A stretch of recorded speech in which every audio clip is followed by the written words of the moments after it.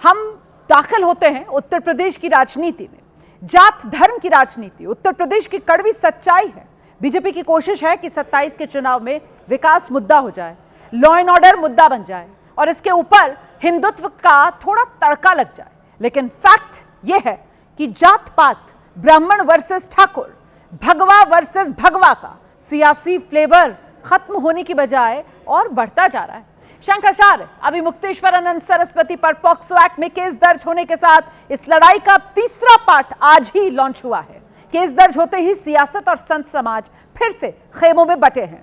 स्वामी अभिमुक्तेश्वरानंद ने आज फिर मुख्यमंत्री योगी आदित्यनाथ पर नाम लेकर हमला बोला है। उधर अखिलेश यादव भी फिर से शंकराचार्य अभिमुक्तेश्वरानंद के पीछे खड़े नजर आए।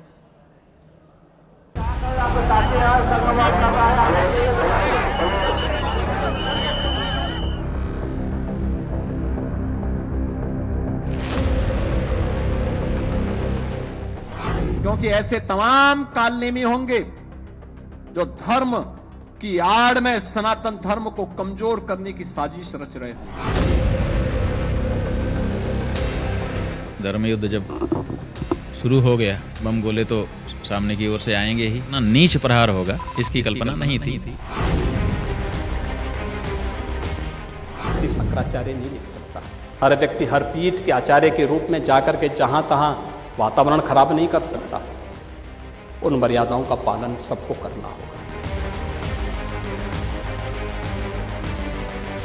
आदित्यनाथ जैसे लोग कितनी नीचता पर जा सकते हैं, ये दिख रहा है।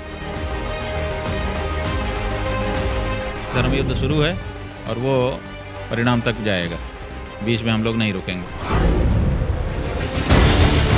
गौशाला में सीएम योगी की ये तस्वीर भले ही पुरानी हो, लेकिन ये तस्वीर आज प्रासंगिक हो गई है। जो सीएम योगी अपने पशु प्रेम को लेकर चर्चाओं में रहते हैं, खासकर गोमाता की सेवा सत्कार से लेकर सम्मान तक, उन्हीं सीएम योगी की तुलना स्वामी अभिमुक्तेश्वरानंद ने गो हत्यारों से की। धर्म युद्ध जब शुरू हो गया तो बम गोले तो सामने की ओर से आएंगे ही, इसलिए ये तो अनुमान था कि प्रहार होंगे, लेकिन इतना नीच प्रहार होगा इसकी कल्पना नहीं थी। फिलहाल वो भी देख लिया जा रहा है कि गौ हत्यारे कितनी नीचता पर जा सकते हैं। आदित्यनाथ जैसे लोग कितनी नीचता पर जा सकते हैं, ये दिख रहा है। सीएम योगी पर स्वामी अभिमुक्तेश्वरानंद का ये बयान कोर्ट के आदेश के बाद आया है। शनिवार को ही बनारस की अदालत ने स्वामी अभिमुक्तेश्वरानंद के खिलाफ पॉक्सो एक्ट में शिकायत दर्ज करने का आदेश दिया था। प्रयागराज के झूसी में शंकराचार्य के खिलाफ शिकायत दर्ज हो गई है। आदेश भले ही कोर्ट की चौखट से आया हो, लेकिन स्वामी अभिमुक्तेश्वरानंद के निशाने पर सीधे सीएम योगी है। जो अधर्म के पक्ष के लोग हैं वो तो अपना काम शुरू कर ही चुके हैं, क्योंकि उनके पास सत्ता है। सनातन धर्म का नाम लेकर के कुछ लोग कितनी नीचता पर चले गए हैं। योगी वर्सेस शंकराचार्य के तीसरे राउंड के एक किरदार आशुतोष ब्रह्मचारी महाराज भी हैं।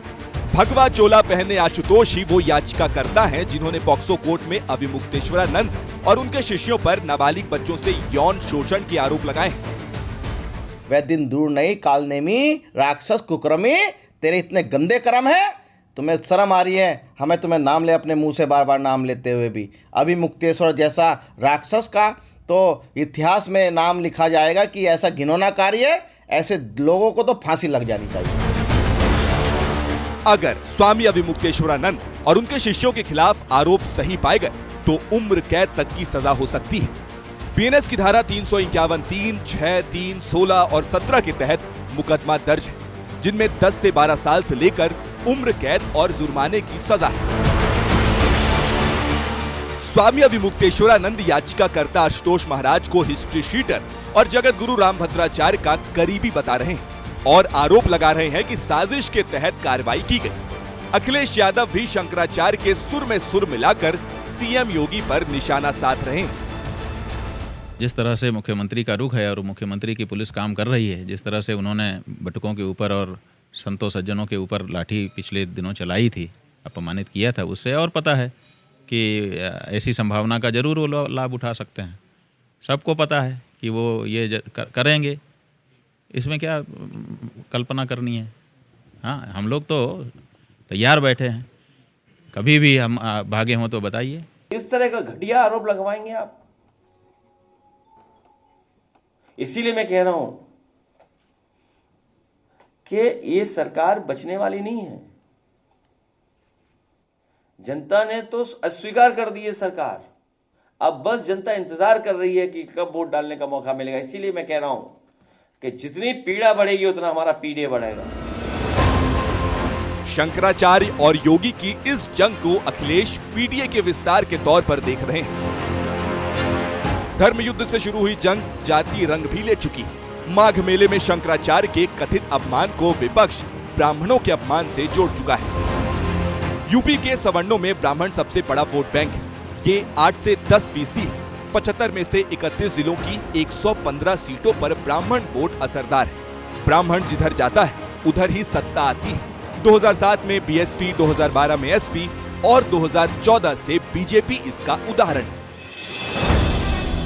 80-20 के फॉर्मूले से बीजेपी यूपी में अजय बनी हुई थी, लेकिन 2024 लोकसभा चुनाव में जाति का पलड़ा धर्म कांटे पर भारी पड़ गया और यूपी में बीजेपी की 30 से ज्यादा सीट घट गई। पीएम मोदी ने भी मेरठ से इस ओर इशारा किया। कांग्रेस और सपा बसपा को कहा था कि अपनी जहरीली राजनीति छोड़िए। साथियों, इन दलों ने तो अपनी जहरीली राजनीति नहीं बदली। हिंदुत्व के जिस मुद्दे पर 2017 और 2022 में बीजेपी ने यूपी में रिकॉर्ड जीत दर्ज की, उस फॉर्मूले को कुंद करने के लिए विपक्ष जाति पर जोर दे रहा है। यूजीसी से लेकर शंकराचार्य इसकी गवाही है।